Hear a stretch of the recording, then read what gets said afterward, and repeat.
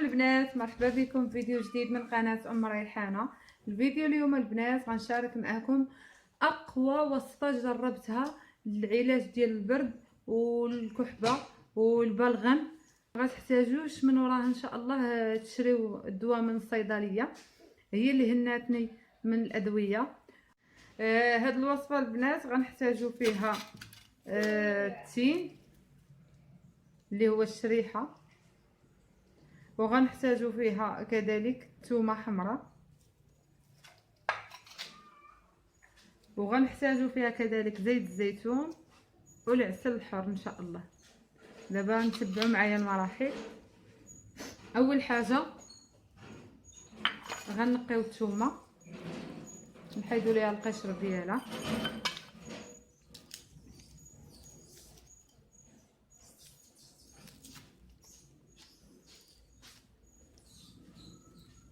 بحال هذا الشكل.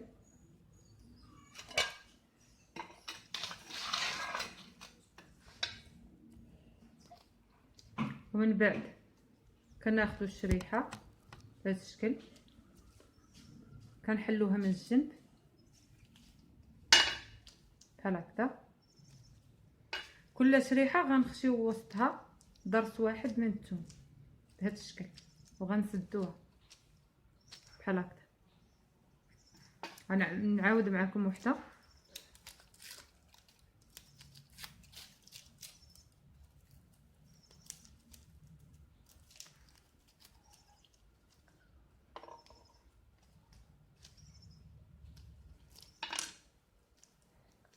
بهذا الشكل كنفتحوها من الوسط، كنخشيو فيها الظرف ديال الثومه وكنسدو عليها بحال هكا.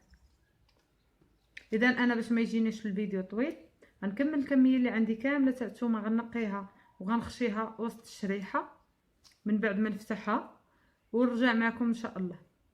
وواحد الملحوظه، القشور ديال الثومه اللي غتحيدوا احتفظوا بهم، لاننا غنقدم لكم بهم واحد الوصفه ما غتخطرش لكم على بالكم.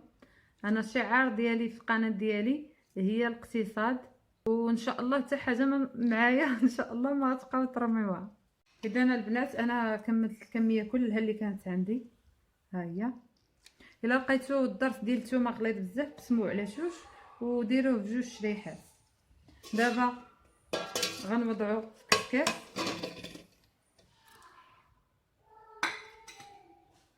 وغنحطو فوق البوطه باش يفور، يعني باش طيب ليا الشريحه مع الثومه. انا راه درت طنجره فيها الماء غليان. دابا غنوضع فوق الكسكاس، ودابا غادا نغطيه. نتوما لما عندكمش الغلاقه ديال البربه ممكن تستعملوا غير منديل نقي من الفوق. اذا دابا انا غادي نخليها حتى تفور ليا الشريحه مزيان مع الثومه، ونعاود نرجع معكم ان شاء الله باش نكملوا الوصفه. ودابا البنات ها هي بعد ما طابت هانتوما. اذا البنات بعد ما كطيب لينا الشريحه هي والثومه اللي لداخل ديالها، هانتوما هي الثومه ها هي طايبه. كنديروها في شي قنينه تكون معقمه، وكنعمروا عليها زيت الزيتون من الفوق، ضروري تكون زيت الزيتون مغطيه لينا الشريحه. وكنبقاو كل صباح كناخذوا شريحه وحده بالثومه اللي وسطها وكناكلوها. وبالنسبه للدراري الصغار اللي عنده الدراري الصغار بحالي انا، راه كنطحنها. انا غنوريكم الطريقه، تابعوا معايا، لان الوليدات الصغار ما تعجبهمش المذاق ديال الثومه. بهذه الطريقه اللي غنوريكم دابا ما تجيش الثومه باينه نهائيا، وكتجي بحال المربى ديال التين. اذا دابا البنات غناخذ الشريحه اللي طيبت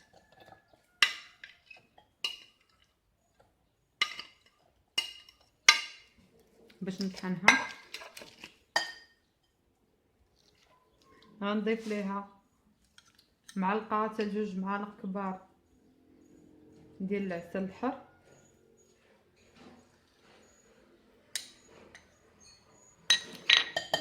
السلحر منه حتى هو دواء، وفي نفس الوقت غادي يجمع لينا نخلط. نضيف كذلك 2 معالق كبار ديال زيت الزيتون،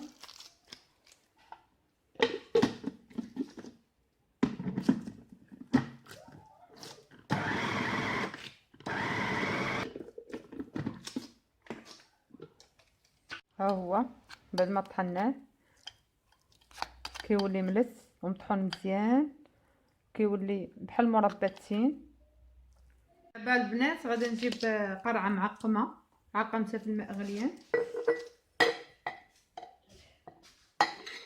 وغادي نوضع في هاد الخلطه ديالنا.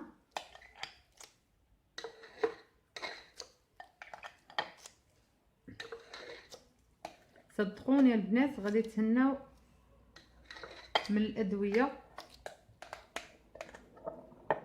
والوليدات الصغار ما غاديش يردوا البال الثومه اللي كاينه في الوصفه.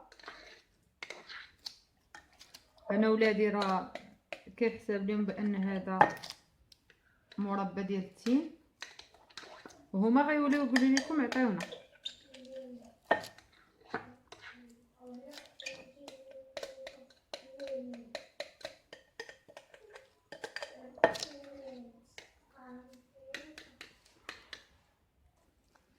دابا بعد ما درناها في قنينه غنضيفوا ليها معلقه كبيره من الفوق ديال زيت الزيتون.